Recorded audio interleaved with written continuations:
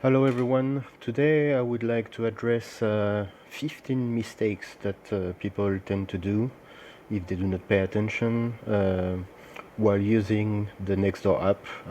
This will be divided in three groups. The first one is basically ignoring the community guidelines or not following them. Then there is the lack of etiquette on social media in general. And the other one is not having a strategy for your, let's say, commercial and business strategy. So let's go for number one. People tend to overshare personal information, and that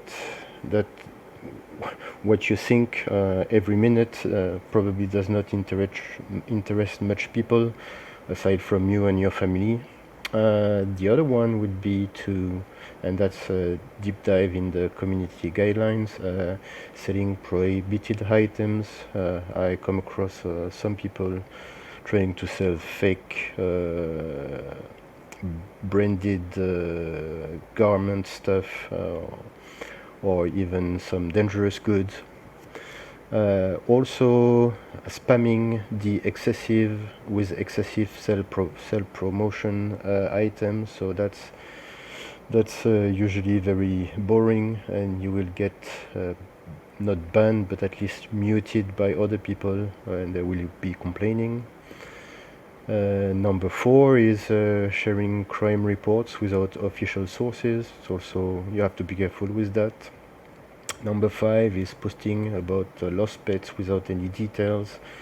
Of course, we understand that if you're missing your favorite cat or dog, you're very sad, but you have to make sure you post enough information to make sure that if anybody comes around it, they will be able to take proper action and inform you. The second group is regarding social media etiquette. I would strongly advise you to avoid to engage in heated political debates. Nowadays, society are very divided, and if you want to create a S-storm and have a small war on social media, that's the way to go, but I would definitely avoid to divide more than what it is already.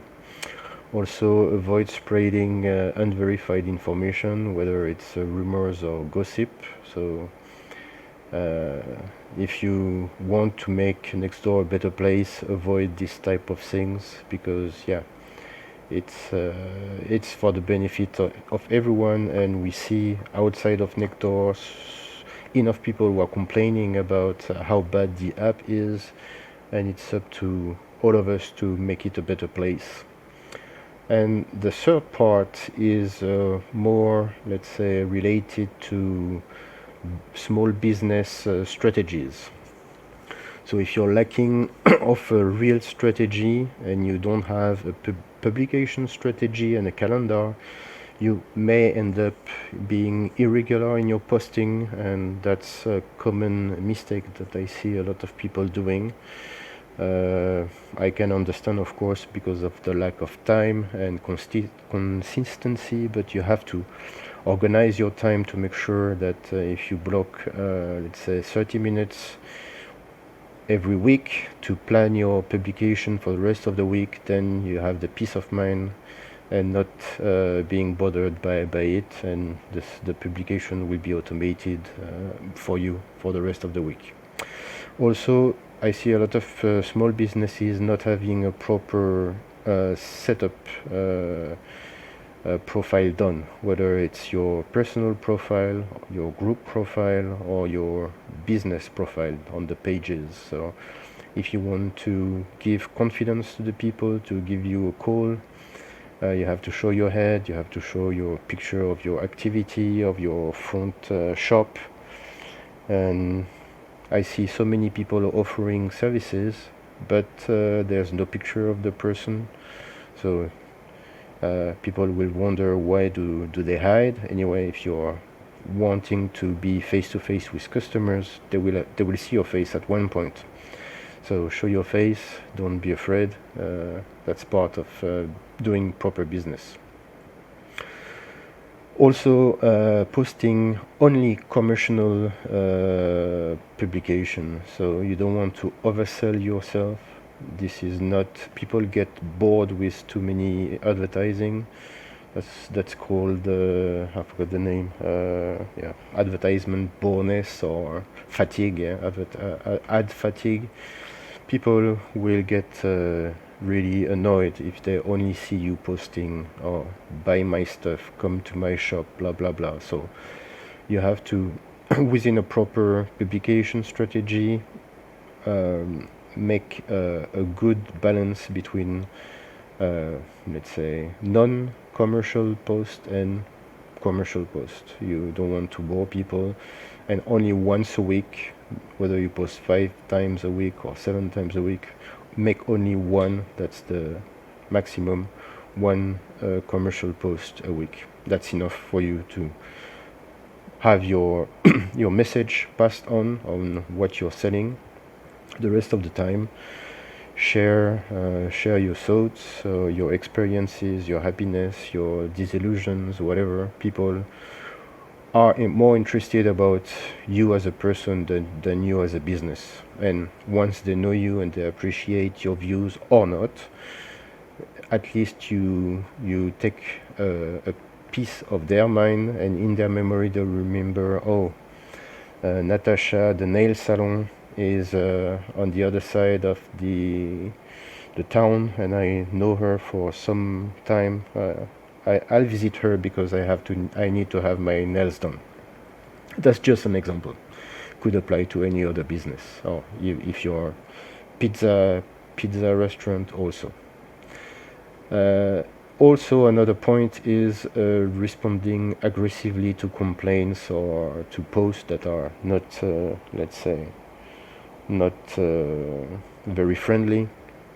Always keep your calm, respond to them positively or in elegant manner. You will get more benefit in not being aggressive and being polite and trying to find a solution than to go for a rant, even if it is justified to respond to an aggression by an aggression. Don't do that. There are many more people watching what's happening online and not responding or not commenting, that you will get their support even if they do not voice it, and that will be for your benefit.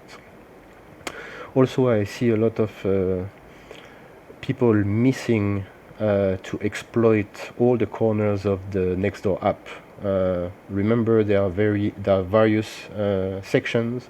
Remember, you have your personal profile, but you also have groups that you can create that you will manage.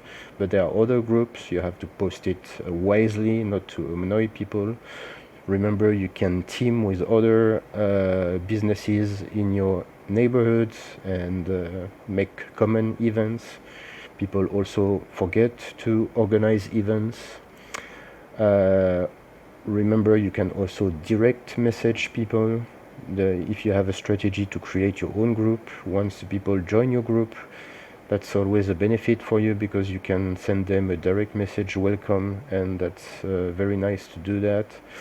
Remember that all your profiles have to be regularly updated, and you can also expand your neighborhoods.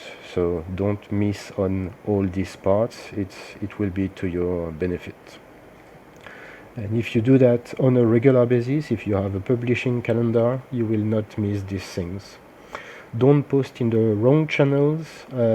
Don't neglect answering comments and requests, because people not always contact you via email or or call you, and they may sometimes send you a comment on your post. So if you need to monitor your post and your messages, so you quickly respond to them if you want to have a proper efficiency.